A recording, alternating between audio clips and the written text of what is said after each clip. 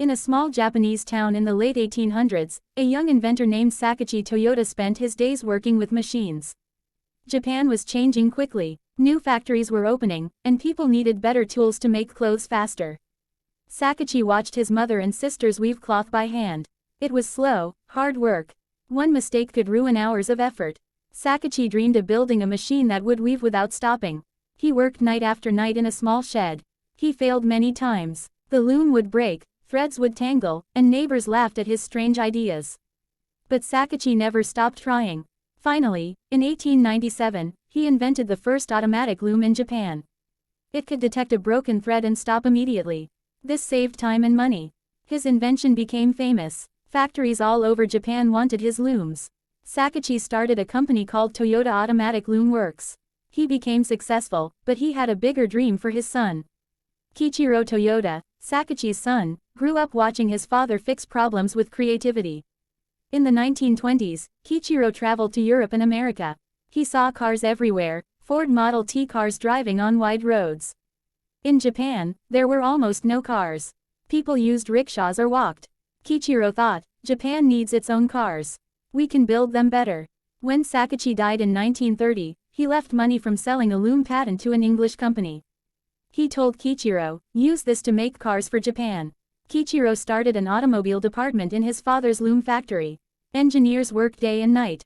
They took apart American cars to study them. In 1936, they built their first car, the Toyota Model A. It looked like an American Chrysler but was made in Japan. The name changed from Toyota to Toyota because it sounded smoother and took 8 brush strokes in Japanese writing. 8 is a lucky number. The company grew quickly, but then war came. World War II destroyed everything. Toyota factories made trucks for the army. When Japan lost the war in 1945, American forces occupied the country.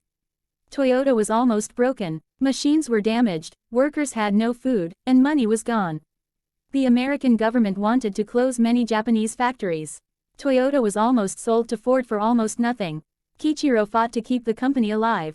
He promised to make cars for peace, not war. Finally, they allowed Toyota to continue. But new problems came. In 1949, workers went on strike for better pay. Sales were terrible. The company owed huge debts to banks. Toyota was weeks away from closing forever. Kiichiro made a painful decision. To save the company, he resigned as president. He took responsibility for the crisis. His cousin Eiji Toyota became the new leader. A young engineer named Taiichi Ono started thinking of new ways to build cars. Ono visited America again in the 1950s. He studied Ford factories, but he also went to supermarkets. He noticed something interesting. Supermarkets only ordered new food when shelves were empty. They never wasted space or money with too much stock. Ono thought, why can't we do this with cars? He created the Toyota production system. Workers built cars, just in time, parts arrived exactly when needed, not earlier. No big warehouses full of extra parts. Every worker could stop the assembly line if they saw a problem.